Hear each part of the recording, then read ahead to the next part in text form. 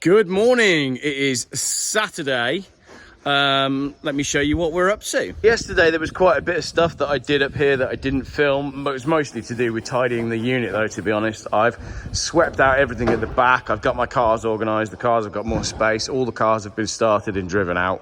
I'll put a clip in here because they hadn't been started for months, so it's really good that, I mean, just Volvos just work, don't they? Now this one is usually more of a challenge. It can be a bit of a pig, especially when it's been sat. So let's see if this one will start. Oh, glow plug light straight out this time. Okay, will it go? Out of gear? Yes. Come on, baby, light my fire. Oh my gosh. Straight into life. Look at that.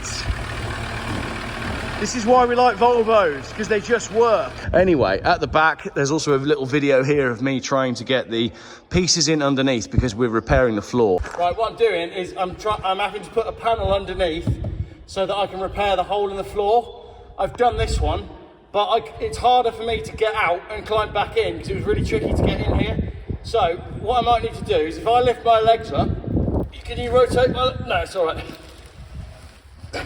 Ow. Oh.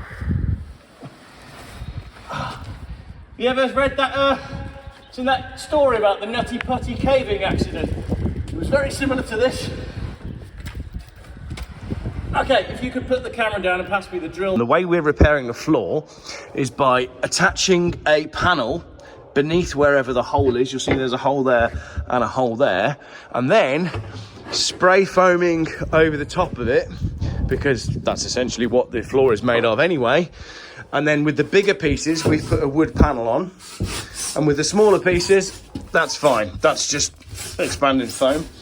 This piece has been patched, as you can see, and Phil's currently in the process of cutting out the expanding foam on the piece over there. That means the floor is going to be done. Today we're doing the back end. If I zoom out of it, all the battens here are going to be done, and we're hopefully going to get onto the roof. Nice piece, that, isn't it? I thought it was concrete. Nice solid piece of wood. So we got to do some repairs in the back end where we cut out all the damp. I love a piece. You know, like I love carpet. I love a good piece of wood. Anyway, no less talking, more eating. Oh, less talking, more working. But what I don't think is coming across in the videos is, if I put the talking and the fun sections in the video, that's because that's the talking and the fun sections. What is really hard to actually put in the video, look at that nice Land Rover in the background. What's really hard to get into the video is all the conversations that we have that aren't on camera when we're discussing the details as to how we're going to do something, and we're strategizing and working through it and problem solving. But unless we've got someone following us around, because a lot of that takes place off camera and off the cuff. We might have a 20-minute conversation where we work out how to do a job before we start that job, but there's real value in that 20 minutes because between us we go, we do it that way, we do it that way, we use that, we use that, we use that, we could do that, we could do that, we shouldn't do that, and then eventually we come up with the thing that we should do, and then I film us doing it, and then I film the funny chat that takes place around it. So I think that's why people are saying, you seem like you're not doing much work and all of this idle conversation. It's really hard to capture like the real important bits as to what we discuss. Because time and time again, we'll have a conversation, then we'll go, oh, would have been really good to film that. Like this morning, we had a great conversation about the design of the Mini and how it's such a good looking car. And we both just sort of stared at it with our coffee for a little while and admired the actual shape of that Mini. It was a really good chat, but sadly we didn't film it. I'll summarise it briefly for you. Phil was telling me that the chap that designed this car took a lot of cues from the female form. And it's such a good looking little car. Look at the proportions of this. The wheels are right at the back. They're right at the edge. I really like the look of this Mini Cooper. None of the newer ones. And I know for some of you, you know, it's not a proper Mini. So these are boobs. These curves here are thighs. You know, this might be a bit of, is it your navel? I don't know. But basically, when he was designing the car, he took a lot of cues from the female form. We had a good conversation about that as well. Excited to get the red one back on the road. Brown ones, not sure. What I want to do is put in the steels and put triangulation points you know, but we've reduced that by going down to a joint like, excuse me. Can I just stop you there for 1 second? Go to a joint like that, because that's pretty strong. You know, that's giving you a bit of triangulation. What? Okay. Hang on, let me speak. Go on. You're basically in engineering. Yeah. You know a load of shit about a load of stuff, right? I work in marketing and I do writing. So I'm going to walk over here. Because I'm not needed. I'll leave them to it. There's a bit of a debate going on about how we do the general structure. And the general structure is going to be absolutely fine. I'm confident that it is. But it's quite funny when you get conversations about who's doing what and how it's getting done, and different ideas about things are getting done, because there's 1,000 ways to skin a cat. And at the end of the day, if we were to skin the cats, we wouldn't need to take them with us. This is actually really nice now. Not only do we have, it's Saturday by the way, how's this camera quality? It's my wife's phone, I've lost mine. Not only do we have Funky Phil, we've now got MrsGeoff, and we've got Craig and the kids. The kids are destroying the caravan. Craig is extracting things from the caravan, but there's a major development because he's found some treasure. Craig! Craig! I hear you found some treasure. I have indeed. Did you check this fridge? No, I didn't check the fridge, didn't check it. Oh my Treasure. god. They're the big ones as well. They are. What's the date on them? May 2019. Really? May 2019? Yeah. That was probably 11th of May 2019. That was probably the last time. Hang on a minute, mate. That was probably the last time you towed the caravan, which means it hadn't been sat for 3 years. It had been sat for 6 years. Yeah. And I just hooked it up and towed it away. Anyway, if anybody wants some... I actually thought they were going to be a lot fresher than they are. These are probably worth money. I bet the price has gone up since then, hasn't it? May 2019. Probably a best before date anyway. I'm sure Nicely they'll be fine. matured, just like us, eh? Right, let's see what's going on inside them. If you're enjoying the quality of this video section, I've actually got one of these phones and I'll start using it. How are we getting on in here? Hey? How are we getting on? Yeah? We're having nice chats. All right. I like this. My best mate is bonding with my wife. That's good. It's only 8 years overdue. Saturday afternoon update. Something needs to be said. I'm loving this. This is absolutely brilliant. I got my 2 best mates up here working on the van. Craig's doing the insulation. Phil's doing the roof. MrsGeoff and Phil have just had a long consultancy meeting about the kitchen, and the 2 boys, Craig's lad and my lad, are having the time of their life just smashing up a caravan. They've got a game going where they're consultants on a project and they've got to get the caravan done in 3 weeks, and they have to get it deconstructed. And just generally, this is what it's all about. I'm going back to it.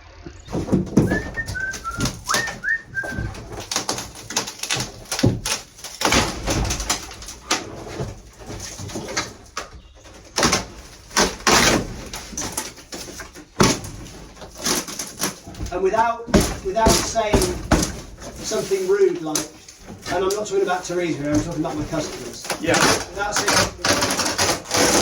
And the evening and the morning with a 3rd day. I don't know what day it is that we've been working on this van. That's the end of this video. I'll show you where we've got to. And again, there's probably people in the comments saying it still looks the same, but you got to break an omelette to make a few eggs. Inside, the roof is now off all the way. We've got some beams in. They are glued at the minute and being held up by all those joists. Lots more to do on that. We started with a little bit of insulation, tiny bit of insulation, which is there. Craig, nice job. And a little bit there. So, it's coming together. Just keep hitting roadblocks. Like taking off this vent, for example. It was just screws. It should have been, I said to Phil, right, I'll just quickly whip this off so we can get the roof off around it. And yet when you go to do it, each screw's got a rubber cover on it. And if you get that one off and get that screw out, then the next plastic bit beneath it, they're all rubber covers and screws. But the rubber covers don't pull out in any sensible way. So in the end, I had to drill them. These are what they are, look. It's just that. It's a little bung that goes over the screw head, and it recesses. I can show you because it's here, look. It recesses into that hole there.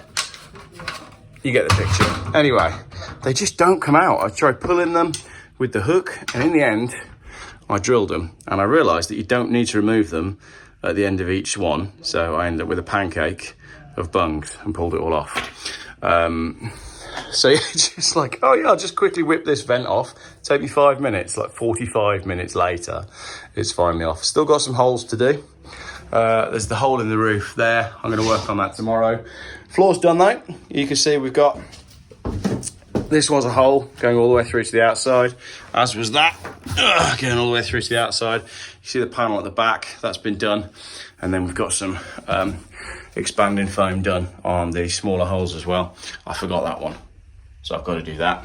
But that's it for Saturday. But mostly, it's been a really good, really enjoyable day. As I said earlier on, the family's been down here. Craig and his little lad have been down here. Mrs. G and Phil have been like planning all sorts to go here. So generally, a really good day. I've got some bits available if anybody needs them. Do get in touch. I'll show you the pile of... Oh yeah, the lads have had a great day smashing up this caravan as well. Oh, it's so funny. I said to them, don't smash the hob. Don't smash the hob. They're both stood here with a hammer going, they want to do it. I said to them, hypothetically speaking, if you stood well back and threw a hammer that just happened to land on the glass cover above the hob, then that would be okay. And sure enough, that's what they did. They then asked if they could smash up Phil's car with the hammers, to which I had to tell them no. So, the bits that we've got available, if anybody needs them, please get in touch. If I can make a bit of pocket money out of this, that'd be great. Don't know if we're using that, but all of these cushions, these camper van cushions on the bottom, and pretty much most of that is not being used. We're only using a little bit of it. I've got a cassette toilet. That's the one that came out of the camper van, and there's another one in the caravan. So if you need a cassette toilet, if you're crazy enough to need a cassette toilet, I've got one. I've got the windows that came off the caravan, the jerry can and the wool are not for sale. And this is the oven, which is available if you want it. It's a Maxol Monte Carlo 3000 and an Electrolux fridge. Sadly, with the fridge, I was not able to prevent the children from bashing it with a hammer. However, I've got a lovely Bodget and Scarpa sticker that you can put over it if you need it. I've also got a large water tank as well. So if you need any of that, do get in touch. Also, if you want to buy a Mini Cooper S, this car is surplus to requirements. As much as I like it, it's not necessary here. And if you fancy taking on the brown Volvos as a project, then if you're on my newsletter and mailing list, you'll see the link for the Geoff, where you can get yourself both of these cars. On that's on Facebook, and it's on the newsletter as well. So I'll put a link to sign up to the newsletter in the pinned comment, and then you'll see that. Oh, I've also got this piece of foam as well, which is king size. So there's a king size piece of foam that is good to go. Cool, that's everything for now. We are off out for dinner with some friends. Well, it's just Craig, who you saw earlier, actually. So we're going out with him for the evening, which I'm looking forward to. So now it's time to pack up, go and have a shower, and call it a night.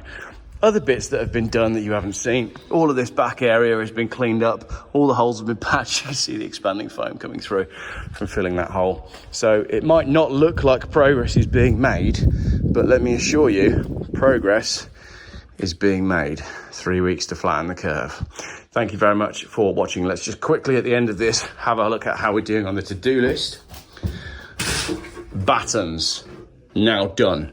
Roof, not quite yet. Bunk beds, not quite yet. Seating table, not quite yet. Strong cubbies. Batten roof, reinforced floor, rear right, all done. Fill floor holes, done. Glue, silicone foam, filler, I'll do tomorrow. Paint the floor. We're a few days behind. But teach Mrs. G that it's called tongue and groove, not tongue and cheek. That's not going so well either. But when we said earlier on, where should we go for dinner? She said, why don't we go to Carter and Miller? So we've got to work on that one as well. But we're not going to Carter and Miller. We're going out for a Turkish, and I don't mean a shave. Right, thank you very much. Oh yeah, look, we stripped out all the front area as well and had a good look at that. And we found that the front area there's a lot of work that's gone in up here already. You can see that is non-standard, all sorts of bits and bobs. So there's still plenty to do. to get all of this cleaned up, to get it where it needs to be. We are working our way through it. Look forward to reading your comments on today's video. As I said, even if we hadn't made any progress today at all, we would have had fun. Thoroughly enjoyable day, and now I'm out for dinner. Thank you very much for watching. A surprise bonus to the end of the video, because I'm waiting for Phil to move his car so that I can lock up. Let's go and have a little perv at the Lauren Clement, which you all seem to really like in the last video. So this is a top spec Octavia, comes on pretty big tyres. What size are they? I know Phil was moaning about the size of the tyres. They are Pirellis. Oh, that's a brand new tyre as well. It's February 24. What's the size on that? Why am I struggling to see the tyre size? There we go, 225 40 18. Absolutely huge for a family car. But the M Sport version of my BMW, when I used to have one, was on 255 width tyres, which is just crazy for a family machine. So it's full of all the work detritus. So we won't spend too long looking at this, but you get Lauren Clement badging on the sill. And then look at this, you've got brown-faced two-tone with Lauren Clement badging in the seat. No sunroof though, so I'm afraid, Phil, we're gonna have to scrap it. Brown on the bottom half of the dashboard as well, but it's a really dark brown, so it doesn't contrast too badly. Like, you have to notice it. It's got the good quality sound system as well, which I know matters to Phil because he's all about his music. So I think a lovely car. But Phil, if you're watching, and I know you agree, I would never have had one in black. But then again, you got to take what you can get. But when we paint the camper van, because you've been working so hard on the van, if you like, I'll paint your Skoda for free. Thank you very much, everybody, for watching.